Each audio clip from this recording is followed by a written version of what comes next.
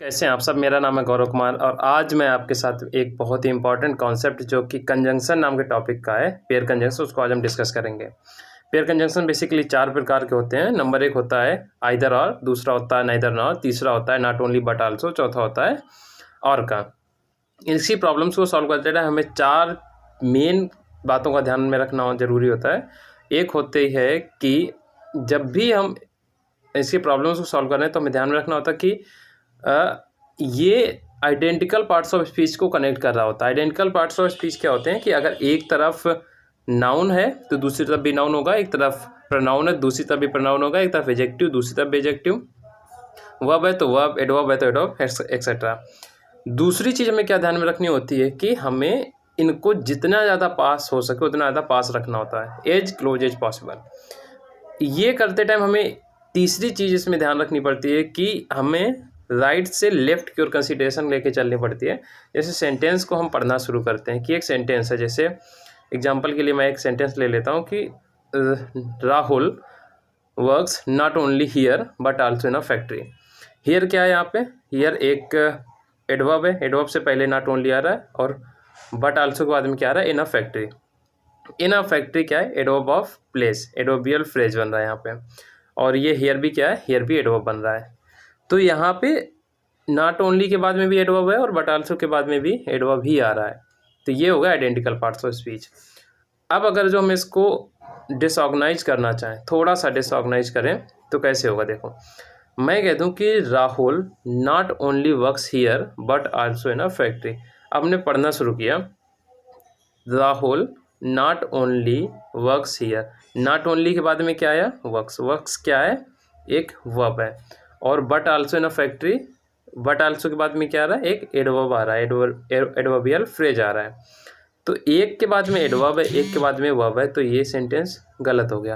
अब हमको करना क्या है कि हमको आइडेंटिकल पार्ट्स ऑफ स्पीच के अकॉर्डिंग, तो हमको राइट से लेफ्ट कंसिडरेशन लेकर चलनी है। तो हमको क्या करना पड़ेगा कि अगर बट आल्सो के बाद में एडवर्ब आ रहा है तो हमको नॉट ओनली के बाद में भी एडवर्ब लाना पड़ेगा। तो नॉट ओनली को हमको वर्क से हटा के, वर्क से आगे से हटा के हमको हियर से पहले रखना होगा। तो सेंटेंस क्या करेक्ट बनेगा, Rahul works not only here but also in a factory. ये सेंटेंस करेक्ट हो गया।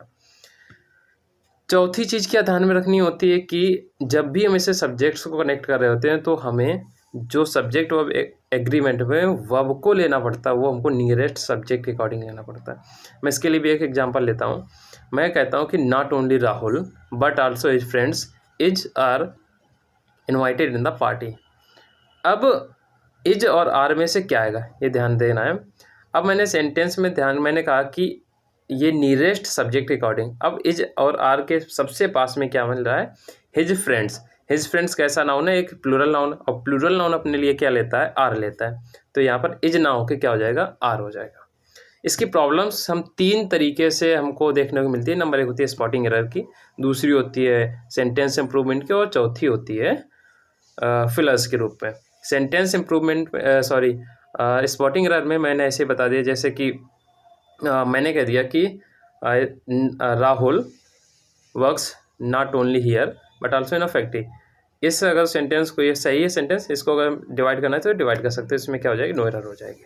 इसी का अगर जो हमने गलत पार्ट को जैसे बनाया था कि Rahul not only works here but also in a factory, तो इसको अगर हम जो पार्ट्स में डिवाइड करेंगे तो हमको राइट पार्ट को तो राइट से लेफ्ट की कंसिडरेशन लेके चलते हैं, तो राइट पार्ट को करेक्ट मानना पड़ेगा और लेफ्ट पार्ट को हमको एरर मार्क करनी पड़ेगी। तो हम किसको मार्क करेंगे, जो जिस भी सेक्शन में हमें नॉट ओनली मिल रहा है उसको हम इनकरेक्ट मान लेंगे।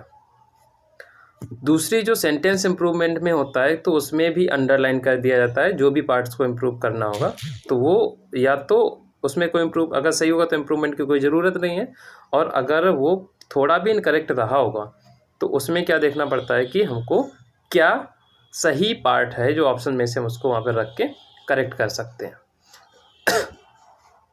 जैसे मान लिया मैंने कि इसी एग्जांपल को हम फिर से लेते हैं कि not only Rahul but also his friends is invited in the party. ये सेंटेंस गलत है और हमने क्या अंडरलाइन कर दिया, इज इनवाइटेड। अब हमने ऑप्शन में मिल गया आर इनवाइटेड, वाज इनवाइटेड और नो इम्प्रूवमेंट मान लिया मैंने। अब वहाँ पर तो ये जो गलत है तो हमको इम्प्रूवमेंट तो करना पड़ेगा, तो नो इम्प्रूवमेंट का ऑप्शन कट गया। तो अब हमको क्या लेना है कि हमने फिर से वही काम किया कि नियरेस्ट सब्जेक्ट क्या है, प्लूरल है, तो प्लूरल के अकॉर्डिंग क्या आएगा, आर आएगा। तो जो आर इनवाइटेड है तो वो करेक्ट आंसर हो जाएगा। तीसरी जो प्रॉब्लम्स बनती हैं फिलर्स की, उसमें एक चीज़ होती है कि उसमें क्या किया जाता है कि उसमें किसी एक पार्ट को उन्होंने स्किप कर दिया और वही ऑप्शंस के रूप में रख दिया जाता है और उसी को हमको देखना पड़ता है कौन सा उसमें सही हो कौन सा गलत होगा। जैसे मैं फिर से इसमें बात करना चाहूँ कि सेंटेंस की शुरुआत की मैंने कि नाइदर राहुल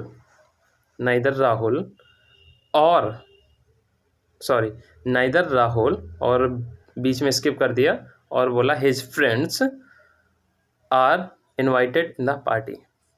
अब यहाँ पे क्या है, नाइदर के साथ में क्या पेयर करता है, नॉर करता है। तो ऑप्शंस में हमको 3-4 मिल जाएंगे, और मिल जाएगा, नॉर मिल जाएगा, बट आल्सो मिल जाएगा, और भी मिल जाएंगे एक दो। तो उसमें से हमको क्या चूज करना है, नाइदर के साथ में नॉर आता है तो नॉर को हम करेक्ट